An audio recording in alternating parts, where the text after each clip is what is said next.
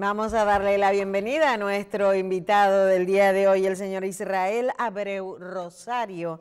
Él es contador, experto en finanzas e impuestos y también miembro de la Comisión Económica del Partido Revolucionario Dominicano. ¿Cómo le va? ¿Cómo está usted? Muy bien, gracias a ustedes por invitarme y a su orden. Entonces, usted es de las personas más calificadas en impuestos que hay en este país. Así es. Ay. Y con más experiencia además. ¿Cuánto lo necesitan ahora como asesor? Tengo casi 20 años de experiencia. El profesor Andrés Terrero me conoce perfectamente en el área. Así es. Bueno, no fue profesor mío, pero siempre nos hemos mantenido al respecto, intercambiando. Bueno, porque le dio clase, eran del PLD los dos. O catedrático, ¿verdad? Ayer se dio una rueda de prensa, el ministro de Finanzas, el ministro de Hacienda, el de Presupuesto y funcionarios del nivel económico. Donde Martín Zapata también estaba ahí. Establecieron algunas cifras de crecimiento del país, estadísticas de que el país creció, de que los niveles de recaudaciones aumentaron, incluso reconocieron que aduanas había roto récords. Además, el gobernador del Banco Central reitera que el crecimiento de la República Dominicana no se puede reflejar en la población si no se genera un aumento de salarios. Así es. Entonces, derrame, viendo todos estos escenarios, y yo lo voy a vincular con un hecho muy sencillo, solo para valorar el respeto por las estadísticas que tiene el Estado Dominicano. Si el Estado Dominicano valora verdaderamente las estadísticas en términos económicos, son hechos que no guardan relación. Por ejemplo, el director o presidente del COE, señor Director. el general. El director. El general Juan Manuel Méndez, no sé cuánto, Méndez. presentó unas cifras de muertos en un operativo. Posteriormente, un periódico de circulación. De Hacienda, Yo estoy haciendo un paralelo para ver hasta qué punto el Estado Dominicano respeta las estadísticas. Es decir, hasta qué punto yo puedo confiar en las estadísticas que el Estado Dominicano me presenta. Así es. Entonces, si un señor que dirige una institución del Estado, que está llamada a recabar información para presentar información confiable, fidedigna a otras instituciones, dice que de 23 muertos, la realidad son 31, y él omite datos, ¿hasta qué punto yo puedo confiar en los datos que me ofrece el Estado Dominicano? ¿Por qué? Porque ese señor no ha sido llamado por parte del Estado. Ese señor permanece en su posición, no ha sido llamado a la atención, significa que el Estado le da aquiescencia a que él omita información. Entonces, ¿hasta qué punto yo puedo confiar en esa información que me está dando el Estado Dominicano de cifras económicas? Mira, de manera particular, la única fuente de información que tenemos al respecto de las estadísticas económicas solamente la puede recabar el Estado Dominicano. Ahora, no obstante eso, a partir de la creación del Fondo Monetario Internacional y del Banco Mundial, son instituciones que tienen mecanismos a través del cual los ciudadanos pueden confiar en cierta medida en los números que se dan. ¿Y por qué? Porque a través de estas instituciones y otras instituciones de financiamiento bilateral o multilateral, entonces República Dominicana todavía sigue siendo objeto de crédito, Dari. Entonces, en ese sentido, se pueden confiar en las estadísticas. Ahora, en el momento en que República Dominicana, a pesar de ser objeto de financiamiento o, en su momento, tener y mostrar números crecientes, entonces ya no sea objeto de crecimiento, entonces sí República Dominicana entonces tiene que cuestionar los números que actualmente tiene. Ahora, tengo que acotar necesariamente que hay una diferencia abismal entre crecimiento económico y desarrollo económico. República Dominicana está creciendo y es el primer peldaño para tú poder obtener desarrollo económico. República Dominicana, lamentablemente, no cumple todavía con los índices básicos de desarrollo humano, empezando por el principal, que es la salud, la educación, la alimentación y la seguridad. Entonces, en ese sentido, lamentablemente, ese crecimiento económico que tiene República Dominicana no se traduce en desarrollo económico, que es lo que finalmente entonces va a ver el ciudadano dominicano dentro de su estilo de vida necesariamente. Y por otro lado entonces está la equidad en la distribución de la renta. La renta que solamente el ciudadano puede percibirla a través de los salarios que percibe.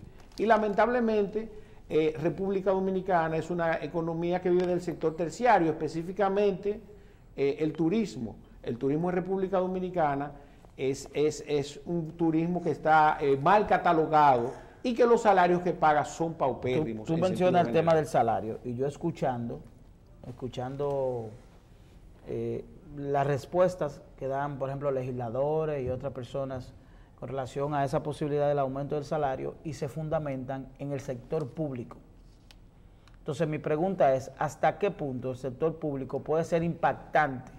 Es decir, un aumento del salario en el sector público, ¿hasta qué punto puede ser impactante para generar ese índice de desarrollo humano? Un 30%. Mira, yo le voy a decir algo, es importante.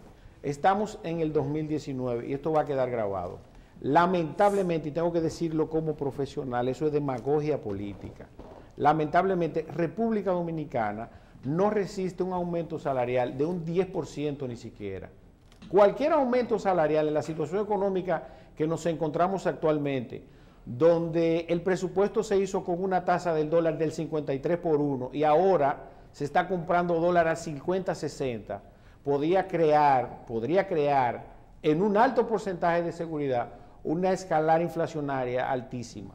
Entonces, en ese sentido, ni siquiera un 5, eso es demagogia de todo el equipo económico, y incluyo ahí lamentablemente al director del Banco Central.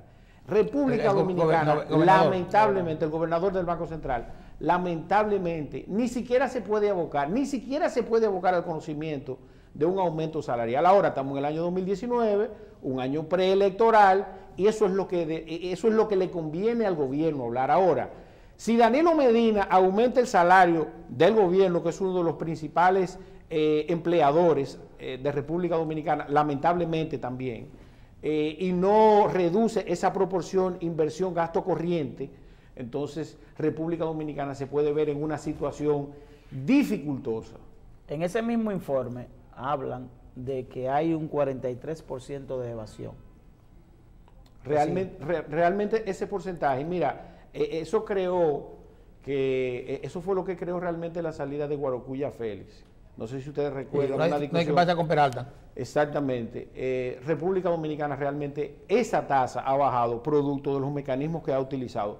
Dentro de esos mecanismos, inclusive mecanismos ilegales, que si ustedes me lo permiten pudieran. Pero ¿cómo así? Exactamente, ¿cómo así? Por ejemplo, un mecanismo que utiliza la Dirección General de Impuestos Internos a todos los niveles, desde un microempresario hasta una gran empresa, que es el bloqueo de comprobantes fiscales.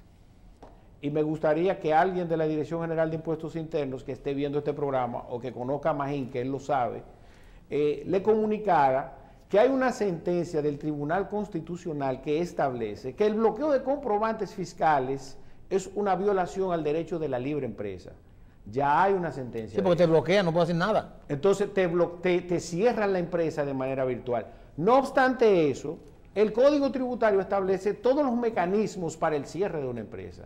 Y el bloqueo de comprobantes no existe, lamentablemente. Entonces, tú no puedes, y en ninguna legislación, así que, por favor, corríjame usted, don Andrés, que tiene experiencia en el área financiera.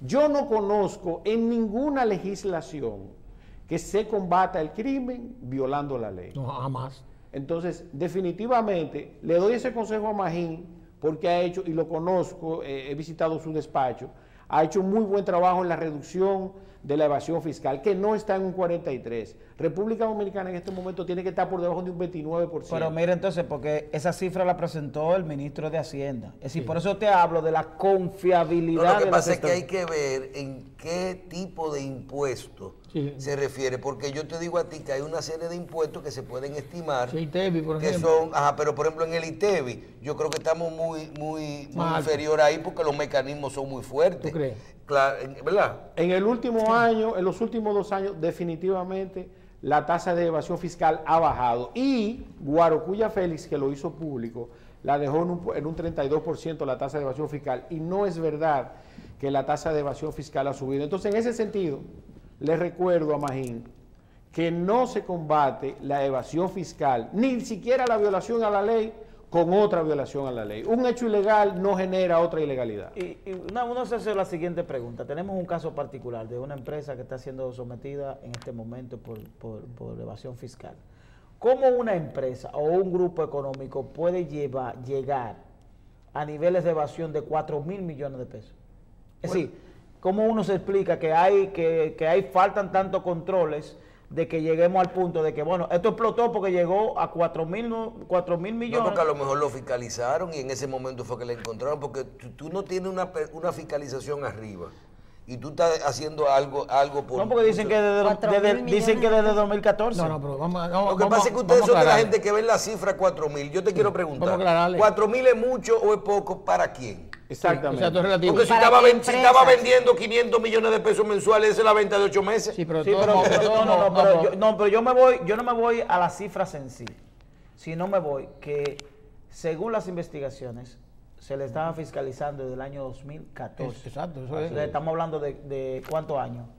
Estamos hablando de 4 años. Entonces, en 4 años nosotros no pudimos decir, bueno, mira, ya esto llegó hasta aquí. No, mira. Lo que he yo estoy hablando lo que he explicado, y lo vi a Miguel Valerio anoche en televisión, que es abogado de ellos. Así es, Miguel Valerio. Explicando, ellos estaban en discusión con la DGI por años, o sea, sometiendo información, viendo esto, debatiendo. Inclusive los abogados están cuestionando que lo hayan sometido, dando en un proceso administrativo todavía. O sea, y ahí entraría en lo que usted dice, de que hay algunas violaciones. Hemos recibido nosotros muchas denuncias, inclusive aquí vino la presidenta de ACOPROVI y ha dicho lo propio de que desde la DGI están haciendo cosas ilegales, violando una ley específica, que es la Ley de Desarrollo del Mercado Hipotecario y Fideicomiso, que específicamente con una particularidad, y otra gente más que lo ha dicho. O sea, ¿hasta qué punto la necesidad de recaudar pudiese permitírsele quizá a la Dirección General de Impuestos Internos? Sí, pero son cosas diferentes. Una cosa es una aplicación de una ley y otra cosa es el que tú estés evadiendo. No, pero óyeme, te estoy diciendo, Michelle, que estaban bajo investigación y bajo negociación con la DGI, porque son 4.000 millones, pero van por 9.000 millones. Así es. Por el interés indemnizatorio y las moras.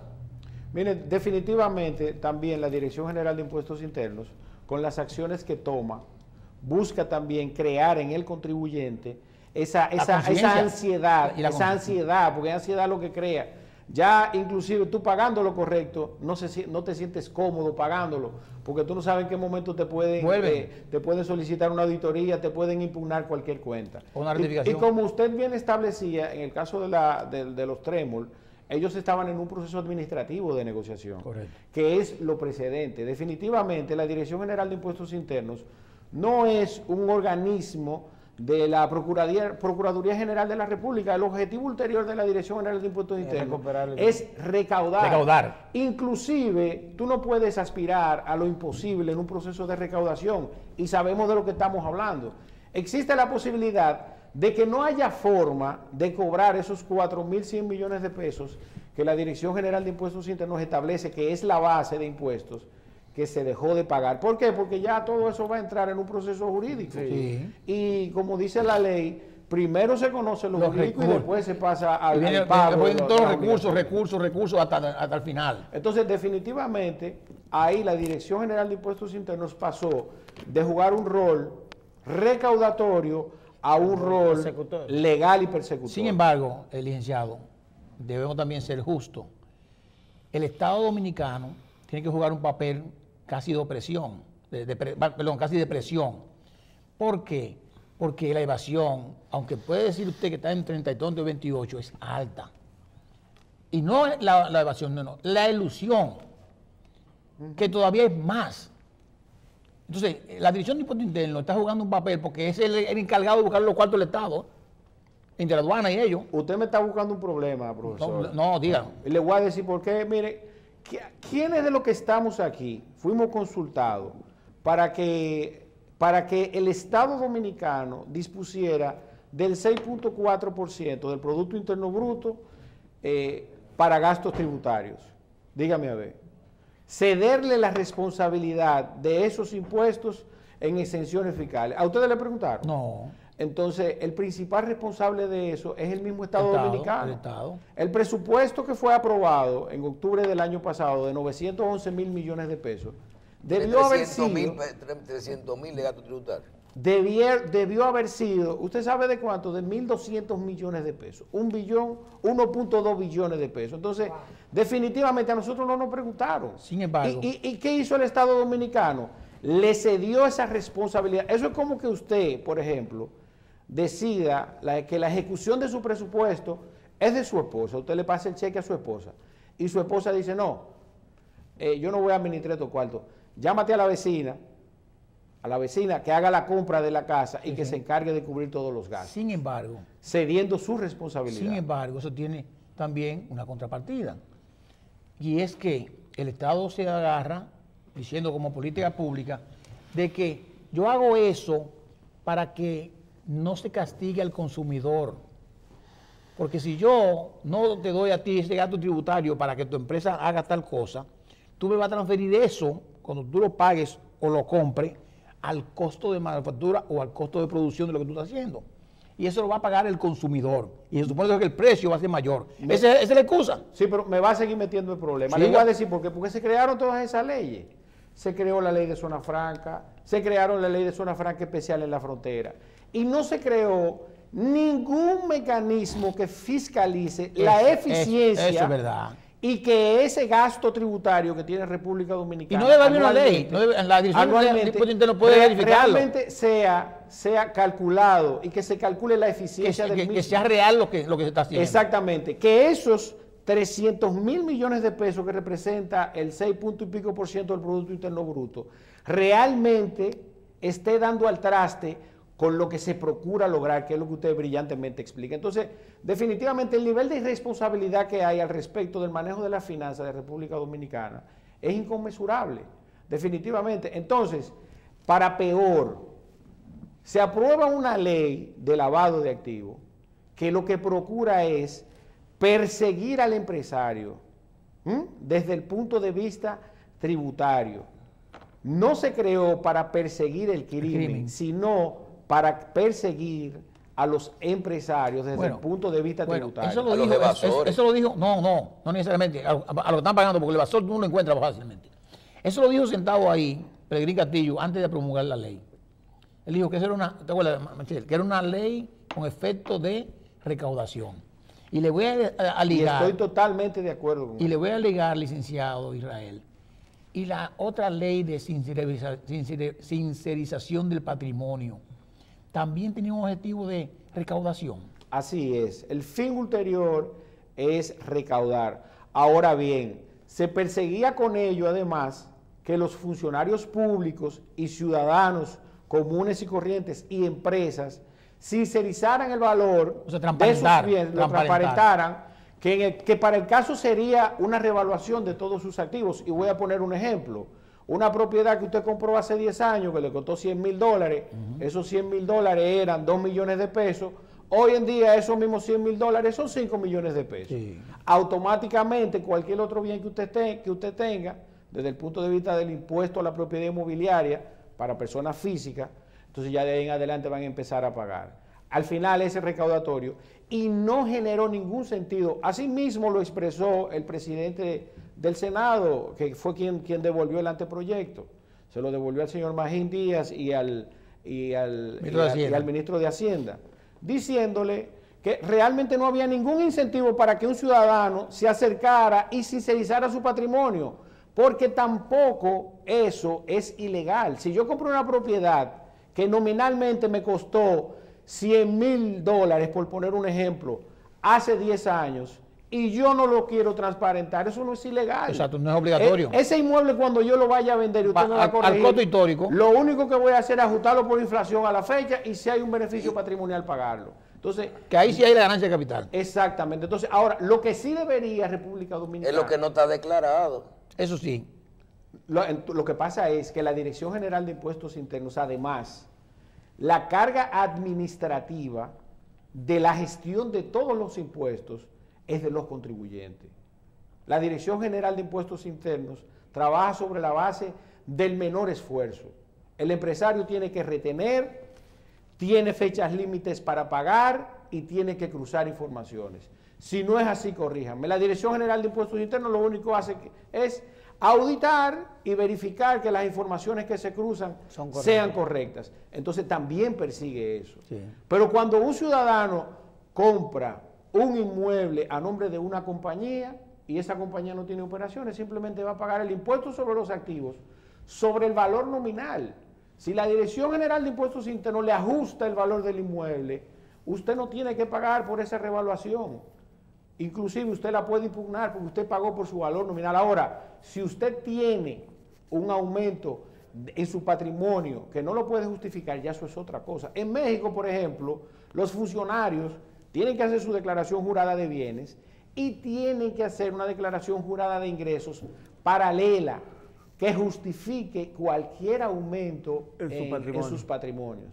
Y que sean inclusive comparables la declaración jurada de bienes con la declaración jurada de impuestos. Así es. Porque cualquier diferencia, y yo eso lo dije en el año 2007, entre la declaración jurada del funcionario y la declaración jurada de ingresos, la diferencia son ganancias de capital. Así es, tienen que ser homogéneas. Y tienen que pagar el 28, 29% de impuestos. Así es.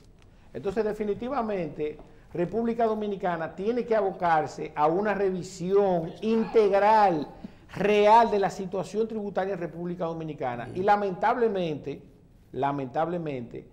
el precedente que se está sentando, al margen de que es importante reducir la evasión fiscal, no es positiva, porque la Dirección General de Impuestos Internos está jugando un rol diferente para el cual fue creado con la ley 226-06.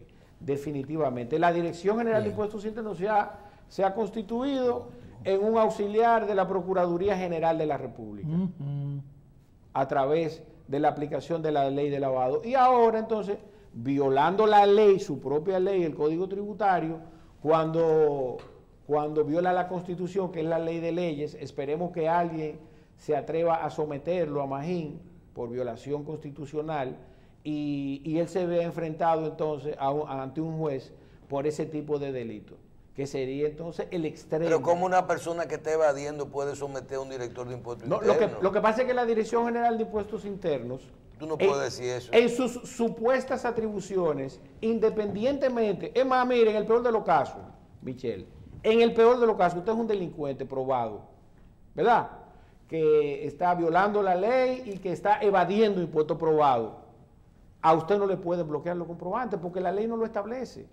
La ley establece los mecanismos para que ese negocio, ese empresario, sea sancionado. Sí, pero acuérdate que la ley de lavado de activos está vigente. Sí, pero y si tú utilizas la ley de lavado de activos, entonces eso te da otros mecanismos. No, pero estamos hablando del bloqueo de comprobante de manera específica. El bloqueo de comprobante. Estamos hablando del bloqueo de comprobante. En el peor de los casos, vuelvo y le digo, usted no puede combatir una ilegalidad con otro hecho ilegal. Un hecho ilegal no genera una legalidad. Entonces, definitivamente, esa práctica tiene que acabarse. O en su defecto, entonces, los legisladores tendrían que legislar al respecto y establecerlo dentro del Código Tributario. Me quedó claro. Entonces, eso habría que solicitárselo al juez, el bloqueo. Simplemente un amparo al Tribunal Constitucional. La Dirección General de Impuestos Internos está haciendo caso omiso. Pero por cualquier diferencia o inconsistencia, no necesariamente un hecho delictuoso, la Dirección General de Impuestos Internos arbitrariamente y sin comunicártelo ni notificártelo, te bloquea los comprobantes. Tú te enteras porque los clientes te llaman. Sí. Y que alguien me desmienta, que llame al programa o escriba. Mis redes sociales son @IsraelAbreu, me pueden escribir. Definitivamente es un hecho ilegal que debe corregirse. Israel con Y, dígale. Israel con Y, así es. Mire, la semana pasada, en una entrevista en este programa, Guido Gómez Mazara lo mencionó y habló de su relación con algún caso en la justicia y con el Partido Revolucionario Dominicano. ¿Usted tiene algo que quiera señalar en este sentido? Bueno, mire, de manera específica, yo primero quiero hacerle una pequeña historia al respecto de que yo seguí a Guido Gómez Mazara y lo apoyé en su momento cuando aspiró a secretario general. Eso es importante que la gente lo sepa. Y el mismo Guido, que quizás esté viendo este programa, recuerde que yo le apoyé a secretario general y estuve junto con él en la actividad de cierre de campaña de él. Segundo, real y efectivamente tengo un caso en la justicia del cual no me puedo referir porque inclusive está en la fase preliminar. Y segundo, mi vínculo... Un caso en la justicia. ¿Qué caso? Estoy sometido en el caso de los tucanos. Pero vuelvo y le repito, no me voy a referir al caso porque estoy en una fase preliminar. Pero usted no puede referirse, pero usted en ese caso lo que hizo fue que vendió una propiedad. No, compré realmente. Compró una propiedad Eso es público, pero no quiero entrar en esa diatriba. Detalle. En esa diatriba relacionada. ¿Esa fue la propiedad del préstamo del Banco de Reserva? Así es. Ok. Entonces... o sea, que usted compró con un préstamo. Así es, yo compré con un préstamo. ¿Está prohibido comprar? Eso es lo que le digo. Estoy en una fase preliminar y esperemos que se conozca. Okay. Ahora bien, mi vínculo con el PRD está totalmente, es transparente. Yo tengo cerca de 15 años trabajando en el PRD desde el año 2003. He ostentado varias funciones en el PRD. De hecho, actualmente soy presidente del Frente de Empresarios y por eso ustedes me ven hablando, representando los intereses de los micro, pequeños empresarios con los cuales tengo vínculo y que se quejan día a día respecto de la situación con la Dirección General de Impuestos Internos. Soy miembro de la Comisión Económica junto a Iván Rodríguez. Iván Rodríguez la preside, ¿verdad? Claro que sí. Y también trabajo con la señora Peggy Cabral en la Secretaría de Relaciones Internacionales.